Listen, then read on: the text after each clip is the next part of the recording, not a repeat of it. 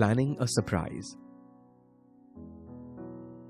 The four sisters sat knitting away in the twilight, while the December snow fell quietly without, and the fire crackled cheerfully within. It was a comfortable room, though the carpet was faded and the furniture very plain, for a good picture or two hung on the walls. Books filled the recesses, chrysanthemums and Christmas roses bloomed in the windows, and a pleasant atmosphere of home peace pervaded it. Margaret, the eldest of the four, was 16 and very pretty, with large eyes, plenty of soft brown hair, and beautiful hands, of which she was rather vain. 15-year-old Joe was very tall, thin, and brown, and reminded one of a colt, for she never seemed to know what to do with her long limbs, which were very much in her way. She had a decided mouth, a comical nose, and sharp grey eyes, which appeared to see everything, and were by turns fierce, funny, or thoughtful. Her long, thick hair was her one beauty, but it was usually bundled into a net to be out of her way. Round shoulders had Joe, big hands and feet, a fly-away look to her clothes, and the uncomfortable appearance of a girl who was rapidly shooting up into a woman and didn't like it. Elizabeth, or Beth as everyone called her, was a rosy, smooth-haired, bright-eyed girl of 13 with a shy manner, a timid voice, and a peaceful expression which was seldom disturbed. Her father called her Little Miss Tranquility, and the name suited her excellently, for she seemed to live in a happy world of her own, only venturing out to meet the few whom she trusted and loved. Amy, though the youngest, was a most important person in her own opinion at least, a lovely maiden with blue eyes and yellow hair curling on her shoulders, pale and slender, and always carrying herself like a young lady mindful of her manners. The clock struck 6 and, having swept the hearth, Beth put a pair of slippers down to warm. Somehow, the sight of the old shoes had a good effect upon the girls, for Mother was coming, and everyone brightened to welcome her. Meg stopped lecturing and lighted the lamp. Amy got out of the easy chair without being asked, and Jo forgot how tired she was as she sat up to hold the slippers nearer to the blaze. They are quite worn out. Mommy must have a new pair. I thought I'd get her some with my dollar, said Beth. No, I shall, cried Amy. I'm the oldest, began Meg, but Jo cut in with a decided, I'm the man of the family now. Papa is away, and I shall provide the slippers, for he told me to take special care of Mother while he was gone. I'll tell you what we'll do, said Beth. Let's each get her something for Christmas, and not get anything for ourselves. That's like you, dear. What will we get? Exclaimed Jo. Everyone thought soberly for a minute. Then Meg announced, as if the idea was suggested by the sight of her own pretty hands.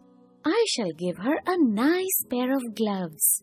Army shoes, best to be had, cried Jo. Some handkerchiefs, all hemmed, said Beth. I'll get a little bottle of cologne. She likes it, and it won't cost much. So I'll have some left to buy my pencils, added Amy. How will we give the things? Asked Meg. Put them on the table and bring her in and see her open the bundles. Don't you remember what we used to do on our birthdays? Answered Jo. I used to be so frightened when it was my turn to sit in the chair with the crown on and see you all come marching round to give the presents with a kiss. I liked the things and the kisses, but it was dreadful to have you sit looking at me while I opened the bundles, said Beth, who was toasting her face and the bread for tea at the same time. Let Mommy think we are getting things for ourselves and then surprise her. We must go shopping tomorrow afternoon, Meg. There is so much to do about the play for Christmas night, said Jo, marching up and down with her hands behind her back and her nose in the air. I don't mean to act any more after this time. I'm getting too old for such things, observed Meg, who was as much a child as ever about dressing up frolics. You won't stop, I know. As long as you can trail round in a white gown with your hair down and wear gold paper jewelry. You are the best actress we've got, and there will be an end of everything if you quit the birds, said Jo.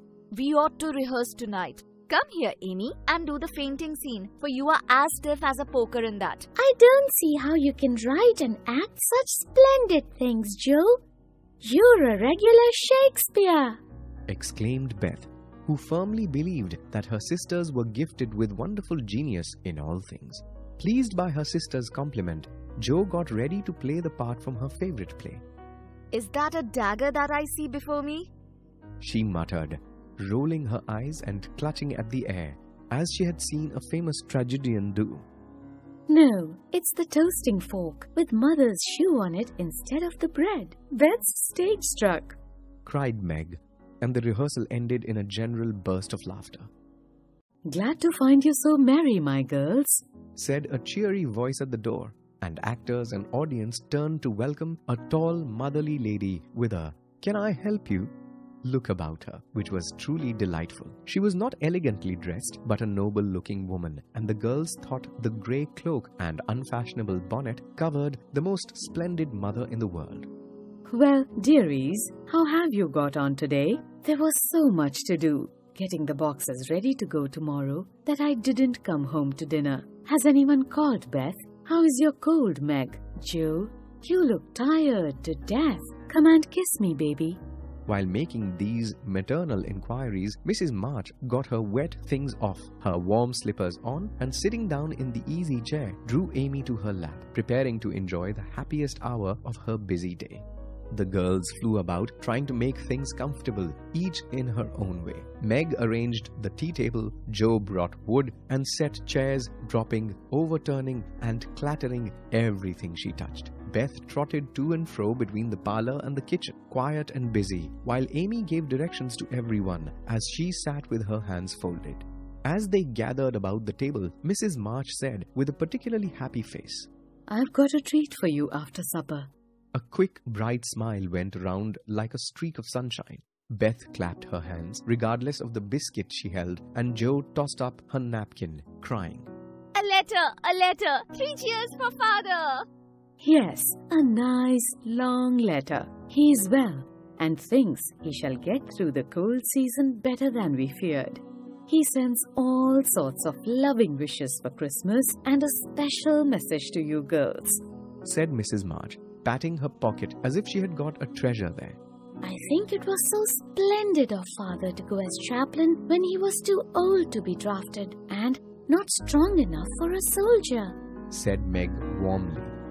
Don't I wish I could go as a drummer or a nurse so I could be near him and help him?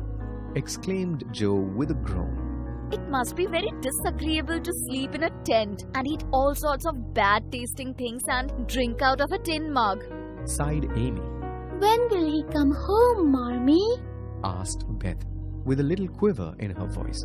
Not for many months, dear, unless he is sick. He will stay and do his work faithfully as long as he can, and we won't ask for him back a minute sooner than he can be spared. Now come and hear the letter. They all drew to the fire, Mother in the big chair with Beth at her feet, Meg and Amy perched on either arm of the chair, and Jo leaning on the back where no one would see any sign of emotion if the letter should happen to be touching. Very few letters were written in those hard times that were not touching, especially those which fathers sent home. In this one, little was said of the hardships endured, the dangers faced, or the homesickness conquered. It was a cheerful, hopeful letter, full of lively descriptions of camp life, marches, and military news, and only at the end did the writer's heart overflow with fatherly love and longing for the little girls at home. Give them all of my dear love and a kiss. Tell them I think of them by day, pray for them by night, and find my best comfort in their affection at all times. A year seems very long to wait before I see them, but remind them that while we wait, we may all work, so that these hard days need not be wasted. I know they will remember all I said to them, that they will be loving children to you, will do their duty faithfully, fight their bosom enemies bravely, and conquer themselves so beautifully that when I come back to them, I may be fonder and prouder than ever of my little women. Everyone sniffed when they came to that part. Jo wasn't ashamed of the great tear that dropped off the end of her nose, and Amy never minded the rumpling of her curls as she hid her face on her mother's shoulder and sobbed out, I'm a selfish girl, but I'll truly try to be better, so he mayn't be disappointed in me by and by. We all will, cried Meg. I think too much of my looks and hate to work, but won't anymore. if I can help it.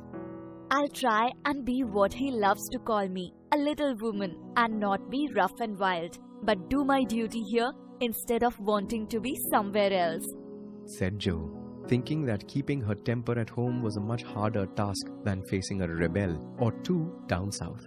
Beth said nothing, but wiped away her tears with the blue army sock and began to knit with all her might, losing no time in doing the duty that lay nearest her, while she resolved in her quiet little soul to be all that father hoped to find her when the year brought round the happy coming home. At 9 they stopped work and sang as usual before they went to bed. No one but Beth could get much music out of the old piano, and she had a way of softly touching the yellow keys and making a pleasant accompaniment to the simple songs they sang. Meg had a voice like a flute, and she and her mother led the little choir. Amy chirped like a cricket, and Jo wandered through the airs at her own sweet will. Their mother was a born singer, and the first sound in the morning was her voice as she went about the house singing like a lark. And the last sound at night was the same cheery sound, for the girls never grew too old for that familiar lullaby.